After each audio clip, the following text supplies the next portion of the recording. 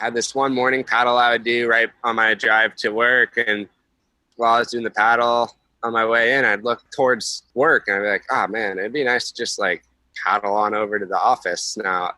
So that became the idea. Like I knew it wasn't a practical route of transportation. 17 miles on a paddleboard can't be done in any time for a work day, but it just kind of naturally fit into my head. Oh, you live 17 miles from the office. You would love if you could paddle to the office. And while you couldn't do that every day, maybe you can do that as an awareness day. Hello, adventurers. I am Fran Trauskis, and you are listening to Seize Your Adventure. In this episode, I am expanding our map of adventure because for the first time, we're heading out to sea. It slightly surprised me to realise that I haven't had any sea-based adventurers on the podcast yet. The ocean has often offered adventure in the traditional sense, the swashbuckling, finding new lands kind of adventure. But whilst the heyday of adventure on the high seas is over, in today's conversation we talk about how the power and unpredictability of the ocean can still offer adventure of the everyday kind.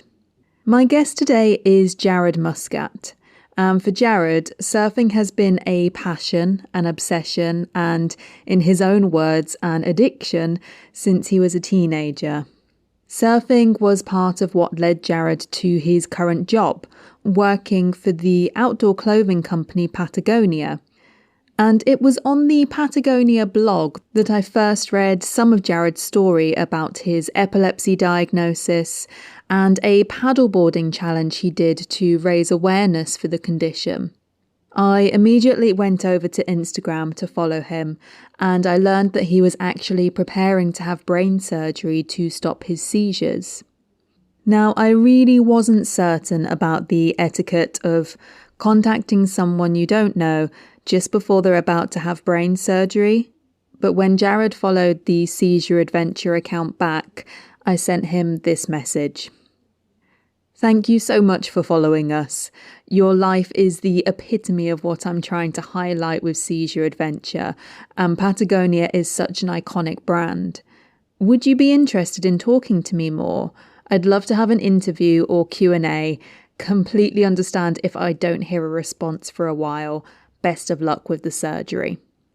So this was only a couple of weeks after the Seize Your Adventure website went live, and you may notice I said, thank you for following us. I really wanted to look bigger and more impressive than I was, and I wasn't expecting a response. But Jared got back to me straight away in typical surfer fashion, telling me he'd be stoked to be part of it and offering to give me a call on Friday.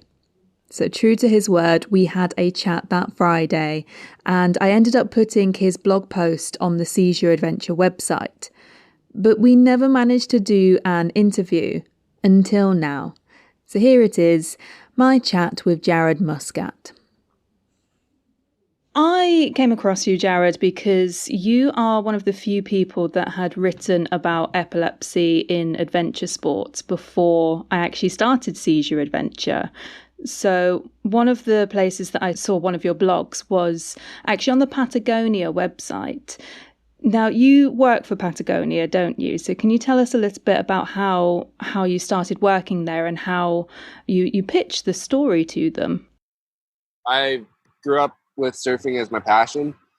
Since the time I was 9 years old, surfing became the one thing I wanted to do each and every day. And as soon as I got my license, that passion grew to another level, and surfing became basically all I did each and every day, aside from doing well at school, so that I could go to a college that was right next to the ocean. That was what I studied, and that's what I worked for. And then after graduating from college, I started working surf industry and kind of gradually found myself at Patagonia. And at Patagonia is where I really started to take a true self-evaluation at the way I approached my battle with epilepsy. I had a couple major seizures, one that put me into the hospital for 3 days or so during my first year of working there. And my coworkers rallied around me with support and emotional support, bringing meals, or just giving me rides to and from the office if I felt wrong. And it kind of kept empowering me to talk louder about the issue. I hadn't really talked about it publicly before. And working in social media, one day I was out on my morning paddle and Facebook Live had just launched, and I thought to myself, I work at the right company to say that, hey, let me take the day to help raise awareness and test out some product. And my boss immediately gave a yes, and yeah, that was that. And it kind of kept just growing organically from there. Yeah, that is absolutely fabulous. So it sounds like they were behind you right from the start. You didn't have any concerns about telling your employers that you have epilepsy. Yeah, I had an incident with my first professional job. I remember driving in on my first day and going back and forth on whether or not to tell them I had epilepsy, and I made the decision not to tell them about the epilepsy. And about 3 or so weeks later, I had a seizure in the office, and all of a sudden I was surrounded by the EMT, and the EMT was trying to pull me into the hospital. And after you get hit by a seizure, you don't really speak too well for a couple minutes. It took me quite a while to be able to get them to back off. And my friend, who was the one who called EMT, he didn't know I had epilepsy. And I look back on it, and that cost me a couple bucks to pay for an ambulance ride that I never took. And it caused me a lot of embarrassment in a certain way of just babbling in front of coworkers while trying to explain things. And that was the instance that told me, you need to make sure everyone around you knows, because it has a great effect on your health and might even be your wallet. But at the end of the day, if they don't know, you can't expect them to help. And so that was the learning lesson. My next job, HR didn't really like that I had epilepsy. I would try to say, I would try to take work days from home if I ever felt like I might have a seizure, and they forced me to sign an FMLA paper so that they wouldn't pay me for days that I thought I might have a seizure. And that didn't deter me from thinking that everyone around me who's going to be with me for 8 to 9 hours of every day should know that they're next to someone who might go through quite a little bit of a seizure, but doesn't need to go to the hospital for that seizure, and maybe try and make me comfortable and not let everybody see what happens. And so that's how I took it to Patagonia. And from day one, I was embraced and people accepted me, and reached out in support and reached out to find help for their friends and loved ones. Yeah, I think that is, it's something that I hear quite a lot, and it's something that resonates with me, being able to put your trust in people, that you tell them you have this condition and trusting them to be able to help you, essentially. And I think that for myself, and it sounds like you might have found it with the Patagonia crew as well, because you are putting your trust in people a lot when you're doing adventure sports and when you're doing that kind of thing. Quite a lot of the people within the adventure community seem very accepting of it when I tell them, a lot more so than in regular jobs and that kind of thing. I don't know if that's something which you have come across yourself, if that's the way that you feel. That's a good, I hadn't thought of it from that perspective, but I guess that makes a lot of sense. We're a culture of happy and proud to admit we're a culture of individuals. And while we are a family business, we're a bunch of people whose, for the most part, first priority is getting outside and doing our personal favorite passions. And so there's definitely a certain respect that is embedded into our community. And I would say in general, any other surfer or outdoor enthusiast I've met with epilepsy has a pretty similar story to tell in terms of who they've had the easiest communication with and who they've had the toughest communication with. Yeah. Yeah, I was recently connected with a fellow surfer with epilepsy, and he works as a substitute teacher, and he recently had a seizure. After the work day was done, he had a seizure, and his employer put him on leave and then decided to fire him because of his epilepsy. And so I think that's a perfect example of the industry and the people that you're around being able to correctly assess and understand the nature of the disease and its personal effect on you. Yeah, it's something that, it's just really difficult, that one, because it seems like it's such pot luck in terms of your employers and who you put your trust in sometimes in that side, because there's quite a few people that are in teaching jobs that I've heard exactly the same thing, and yet these are people who are potentially coming across kids with epilepsy. So it's always a bit of a strange one for me. It always surprises me the way people like to they think there's a bubble wrap that you can put around epilepsy. There's nothing. It's not simple. Yeah. Let's talk about the paddleboarding challenge that you did. You wrote a blog for, it was on the Patagonia blog initially, and then we put it on the Seize Your Adventure website. And it was about one of your paddleboarding challenges. You went from home to work, and you were doing this to raise awareness and raise funds for an epilepsy charity. Can you tell us first off why you decided to do that particular route and how far the route was in the end? I don't really have that good of a story for that. I wish I did. I pretty often say this whenever I'm talking to people, is like, surfers were pretty dumb. They're pretty basic people. And like, the whole idea came to me. I had a morning paddle that I do before work. I live in Santa Barbara, and in Santa Barbara, starting in spring, the swells basically don't make it in there. No summer swells make it up from the south because of the Great Channel Islands. And what that does is it basically, like, if you want to stay in the ocean, you need to paddle. And so that I got into paddling because I needed my time in the ocean. And yeah, I had this one morning paddle I would do right on my drive to work. And while I was doing the paddle on my way in, I'd look towards work and I'd be like, oh man, it'd be nice to just like not get in my car and get to the office. Just paddle on over to the office now. So that became the idea. Like, I knew it wasn't a practical route of transportation. 17 miles on a paddleboard can't be done in any time for a work day. But it just kind of naturally fit into my head. Oh, you live 17 miles from the office. You would love if you could paddle to the office. And while you couldn't do that every day, maybe you can do that as an awareness day. And so that's what spawned it. There wasn't anything particular about, 17 miles. My buddy and I we do 8-mile paddles almost every other day. So 17 wasn't a big number. That just happened to be the number. Yeah, no, I think that's a perfect one. I mean, I ended up doing the Camino because I typed in hikes in Europe. So I think it's a slightly better story than mine. Morning, folks. Epileptic opportunity coming down. So we head out.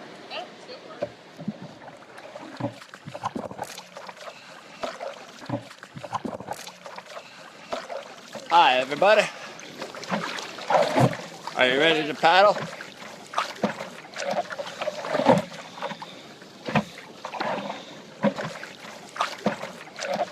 No dolphins yet, Kim.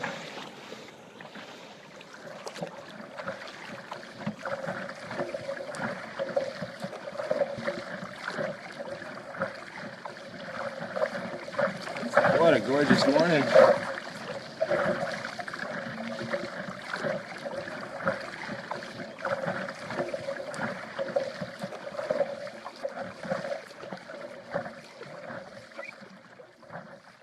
I want to talk a little bit about epileptic opportunity. So this is something which you mention in your stories, but can you go into a little bit of detail about where that phrase came from initially? Yeah, so I was on my way to college when I had my first seizure. I was on my way to my freshman orientation, and the seizure caused quite a bit of commotion. I got taken into the neurologist, and they pretty much diagnosed me right off the bat. And as the doctor, I don't remember her name. I don't even know if my picture of her is the correct picture of who she is. I might just be a made-up memory. But she was asking me about, my daily routines and all those things, trying to get me prepared for the change that was ahead. She asked me very specifically, she's like, do you physically exercise often? It's important for someone with epilepsy to be in good shape. And I very proudly turned over to her and I was like, yeah, I exercise daily. I surf almost 3 times a day. Yeah, and I do yoga. I kind of gave her my little surfer spiel, and she just stops me mid-sentence and goes, yeah, well, you're going to have to cut that out because you could die out in the ocean if you have a seizure. Responded, I said, minutes ago, you told me that I need to be stress-free. If you want me anywhere near stress-free, I can't say goodbye to the ocean. She didn't fight me on it too hard, but she didn't accept that answer. And she just continued and goes, and alcohol. I know you're about to start your college life and it's time to start drinking with your friends, but I strongly advise against any alcohol. And I said, that is actually perfect. We agree. I'll use that excuse at the parties so that I wake up early the next morning and get to surf before all my buddies are hungover. And so that was kind of it right off the bat. I turned it into like, all right, this disease might suck, but there's certain little nuances of what I can do and how I'll live that not others will necessarily get the same access or perspective of. And yeah, I just kind of kept growing from there. And every time I'd have a seizure and get forced to stay home for the day and get my mind back in order, it sucked. I haven't had a seizure for over 2 years, and I definitely hope I never have one again. But there was also some certain little bit of a blue sky to sitting back for the day, stop in, and appreciating the fact that other than that, my body is in good health and my life's a pretty good. I live a very fortunate life living in California on the coast at a company I'm proud to be a part of, and I've got a great wife. And yeah, so I forced myself to make sure that I didn't view epilepsy with negativity, and I found ways to turn it into opportunity. Yeah, I love that. I think your way of using it as an excuse to look after yourself, essentially. So you're staying stress-free. You're staying stress-free. You are not drinking alcohol. You're using it as an excuse to kind of like go home from parties if you need to, and that kind of thing. I think it's a great way to approach it, rather than seeing everything that is bad about it, seeing those opportunities as well, like you say. Yeah. So you mentioned there that you haven't had seizures for 2 years now, and you had difficulty getting towards that stage, and you actually went in to have brain surgery 2 years ago. What I would like to talk about would be after the brain surgery, when you weren't able to swim for a while afterwards. So after you had the brain surgery, how long was it that you were out of the water whilst you were healing? They demanded 3 months at minimum. And I asked why, and they said the only true reason that the first month is to let my brain try and figure itself out, and then the last 2 months were so that nice gigantic scar they put into my head could thoroughly heal and there would be absolutely no opportunity to infect it or anything like that. By about a month and a half in, I felt my scar was pretty good and tried multiple times to get the approval, but didn't get it, and decided it was absolutely not worth battling them on that because of the long-term outcome. Sacrificing 3 months of waves for the rest of my life seizure-free and not worrying about any possible lasting infection from the not very clean ocean that we have here in California. It was worth it. It was trying. The first 2 weeks after the surgery were some of the most difficult in my life, and that I was drugged up and then some, and working hard to get off the drugs as fast as possible while not realizing the amount of swelling and pain that those drugs were battling. And yeah, I remember not being able to really control my temper too easily or even understand what was going on. It hurt I couldn't lay down or even rest my body over towards the left side because that's what they did the surgery on the left side, and then all the blood would run over there, and then all of a sudden my head would feel like it was 25 pounds on just above my left eye. And so that was really tough. And I remember that was a period of time where the only people that could understand and really help me figure out the right approach were other fellow epilepsy warriors who'd been through surgery, who I reached out to and asked, what the heck, does it make sense that I'm thinking and feeling what I'm feeling? And they said, yeah, they did it. And I saw them, and they're all well off, so I trusted them. But yeah, like by around 2 months post surgery, my scar looked that those 52 staples were well removed and you couldn't see any scabs and the swelling was gone. And I'm not good at not surfing. I haven't surfed in 2.5 days and people probably can notice by the tone of my voice. So yeah, it took time. But then what I'll always remember really is that, like, I remember the first time back in the ocean is one of the best surfs I ever had in my life. And not because the waves were all that good or I surfed well or anything, just the rush of emotion that hit me when I duck dove under the wave and got to feel water surround my head for the first time in 3 months. And just look out at the ocean and see and feel that energy again. Energy I'd not forgotten, but definitely didn't get to feel. And there's, you can I watch so many freaking videos of myself and photos of myself and like everything to try and reinsert myself into the ocean in my head. And none of that was going to do it. I needed the ocean. As soon as I got back, I felt complete. And I'll never say that the chapter is over because, who knows? Tomorrow I could have a seizure. A month from now I could have a seizure. But that felt like that moment of going under the water felt like the final nail in the project of saying goodbye to the surgery and continuing a new life. Yeah. I suppose that what I would ask you to say is if people are at the stage where they're thinking about anything like brain surgery, would there be anything that you could say to them? Would there be anything that you would, I suppose not advise, but anything that you can give from your own personal experience of that period coming up towards your surgery and making that decision? I remember 2 phases really of the path to brain surgery. I remember the day I found out I was going towards possible brain surgery. They didn't say we're doing it for sure. They said, hey, it looks like you're a good candidate for surgery, but we need to do a lot of tests to figure out exactly where in the brain we're going to do the work so we can make sure to let your brain keep functioning at a decent level. I'm not a high level guy. I'm a decent level. So I remember, and during that first week or so after the idea that surgery may be in the future, that I had a lot of anxiety, not about, oh my God, someone's going to work in my brain, but it was more of, are they going to do the work in my brain? Can they do the work in my brain? Is there the opportunity? Like, is that real? Can we actually get my brain fixed?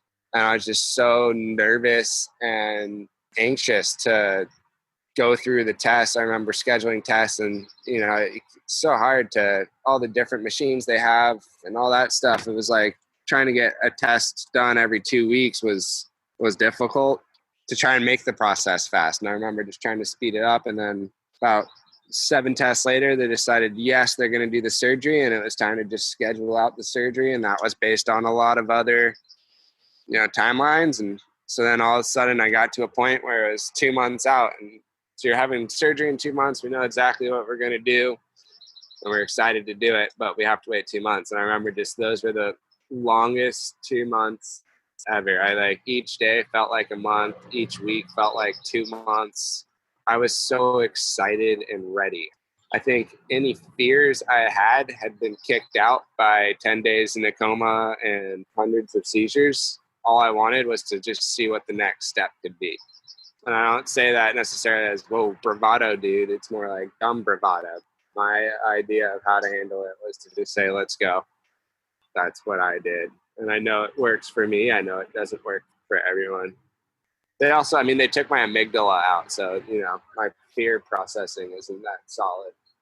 Yeah, this is something I'm really interested in. It's, I think you've told me it before that you had that section removed. And this is something I really want people to look into. I'm going to try and get some kind of neurologist and epileptologist to look into this in terms of the amygdala and folks like us that are kind of into the adventure sports on that side, because I know that there's been stuff done looking at that in just the adventure sports. I'd love to see if there is a relationship between the kind of like epilepsy side and that kind of thing. But that's a really good idea. Yeah, I don't know. Obviously, I have absolutely no skills in that area. I'm just intrigued. So I'm hoping one day I'll get someone else intrigued in it.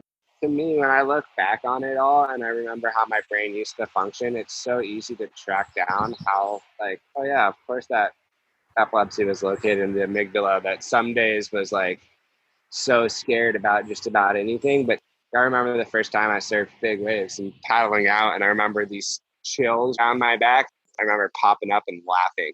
And like, that was quite the change in emotional fear that just went down. And nowadays I just like, I'm a dad, so I have like a dad brain amygdala that does slow me down. Yes. It's a dang good thing I still had my amygdala before I had my son. Otherwise, who knows? Yes, yeah. So you had these couple of months where you weren't surfing after your surgery. Was there anything that you did do to keep active, or that did help you during that time whilst you couldn't do your sport in particular? Yeah, yoga. I've been doing yoga since I was a teenager. I broke my back when I was 16, and part of the rehab was yoga, and I've been avid about it ever since. And I got to the point of training to become a yoga instructor, but only veered away from that because I wouldn't ever spend enough time being a yoga instructor to make money on it. I'd rather surf. I just, put all my focus and effort into my yoga. And I remember that was another benefit of, by the time I was back, I was more flexible than I ever have been in my life, and probably ever will be, now that I don't get to do the same amount of yoga with my with dad duties. But yeah, I do it before work, during work, and after work. It's subbed in for my surf sessions. That's how I did it. Yeah, that's cool. You mean you haven't tried the baby yoga? No, well, we do it. We do it. We just he doesn't have the patience to do much longer than a 5 minute. Sounds like me. What does adventure mean to you? How do you describe adventure? Adventure is putting yourself in a position of the unknown, and not the unknown in an overarching or a high level. Adventure is putting yourself in an area that is unknown to you. I consider just about every single surf an adventure. How extreme of an adventure depends on the mood and depends on what the ocean provides. But each time you paddle out, you're going to experience something different than the last time you paddled out. And I think that's why surfing will forever have me addicted. I never paddled out and left the ocean having fulfilled the expectations I put out walking out there. I might see perfect waves and expect to get the best barrels of the day, and I might come in and I got the worst waves of the day. And I might be angry right now, but 5 minutes after that anger subsides, it'll have triggered into, all right, next time, where am I going to go? Let's go. I'll go find something else. Like, it doesn't get monotonous in any way for me. I know everyone's different. And I know I've heard my climbing friends talk about how they'll be going up the same pitch for the 15th climb and they'll see a new hold and they get excited to take that. Or my mountain bike friends talking about the difference of a morning ride versus an evening ride and all that stuff. And so, to me, adventure, it's just being somewhere that you haven't been before, and there's no way to truly replicate the ocean, and there's no way to replicate any single moment of the day. So place yourself where you want, how extreme you want. Oh yeah, I totally hear you on that. I think that last point in particular, however extreme you want, is a good way of doing it. As you know, I'm not a surfer. I am terrified of doing it. I'm not terrified. That's a lie. I actually did a free diving taster session a couple of weeks ago. Oh, yeah? It was really good. I was so nervous going into it because I am not good in water. Like, I literally can't put my head under the water usually. And they were so good with me, and they just talked me through it. And by the end of it, I actually came out of the session, having been in the water for an hour, going, wow, I am so relaxed. Which never happens when I'm in water. Yeah. Everyone has their own different views. I'm all for it. Yeah, absolutely. When you started telling your own story and writing your own story, was that something that helped you through your diagnosis and through your kind of difficult periods? I think so. I look back on it and I wonder why I thought to share it with anyone. It all seemed very personal, like diary entries. For me, I used to, especially back in college, I wrote poems and short stories all the time. And, once I became a professional, keeping that habit up kind of said goodbye. But yeah, each one of those came, right after a big moment, whether it be a big seizure battle or the decision to try and find a new doctor. They were just self-reflection moments.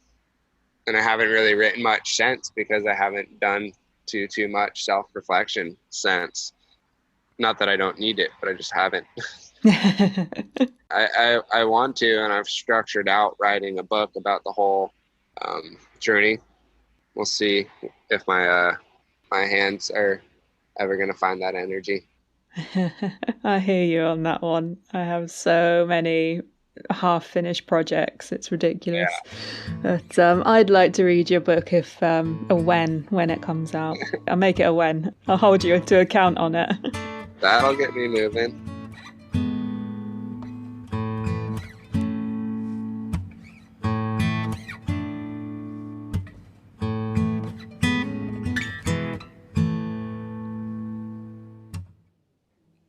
So I only had about 40 minutes to speak to Jared whilst he was on his lunch break. So there were things that we just didn't manage to get into in this conversation.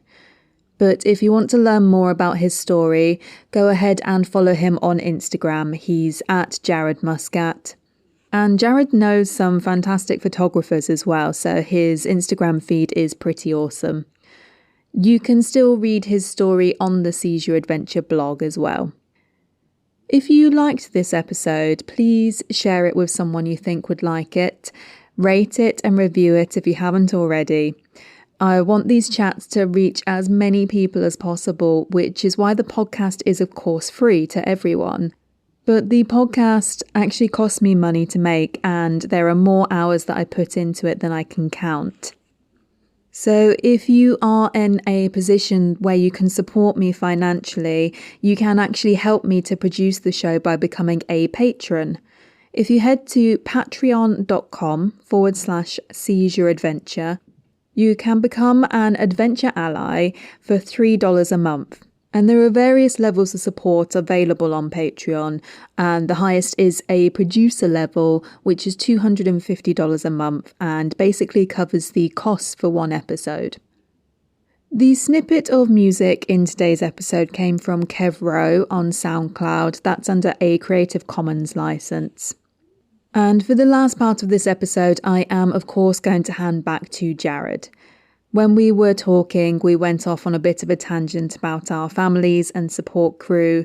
And because the connection was pretty bad and we were talking over each other and getting a bit animated, the audio for that wasn't actually very usable, unfortunately. So I asked Jared to send me a little something to just fill in some of the gaps. But what he sent me was just so nice and honest that I thought I'd give it to you here unedited. So enjoy this slightly longer post-credits than usual. And until next time, safe adventures, everyone.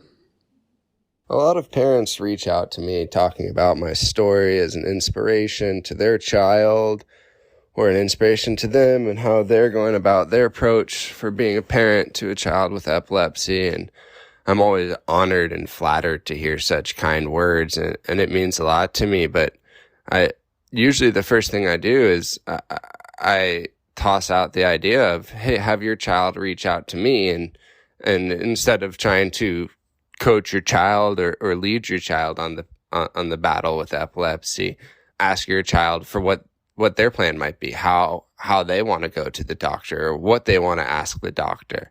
Put that child as the leader. I was diagnosed with epilepsy at the age of 17 on the way to my freshman year in college, and up until that point, I'd been the goody two-shoes son. I had straight A's. I was on 2 sports teams.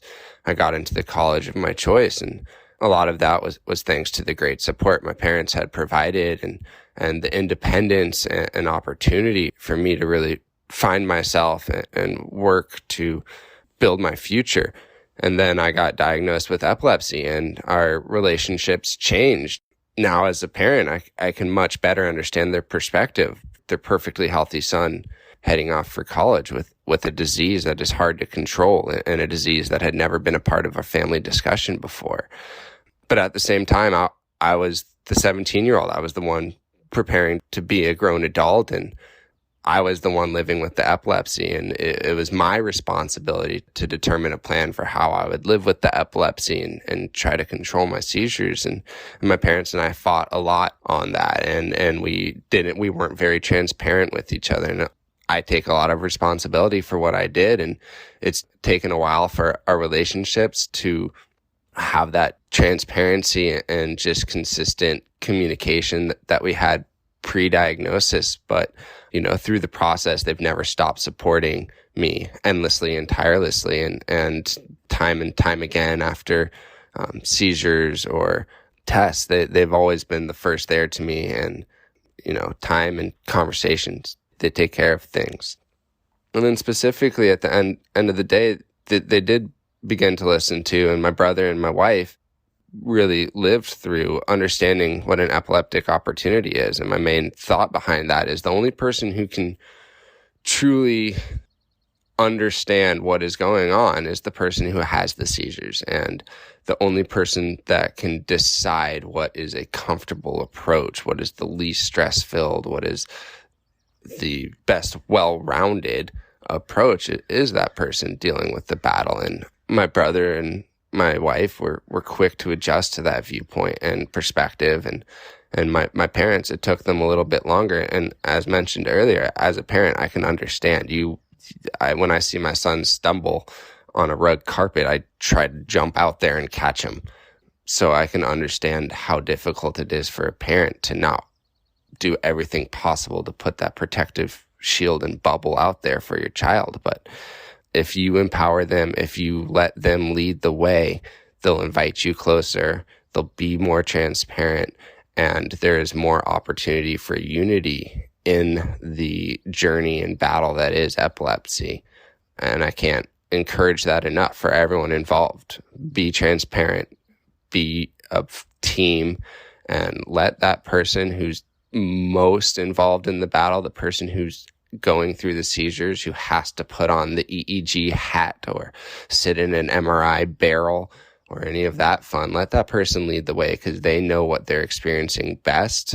Maybe they're not the doctor and they don't know everything that you might know, but if you let them tell you what they need and what they feel, that is the way to make sure that you are a team and that they feel comfortable, and there's never a lack of information throughout the family and the process.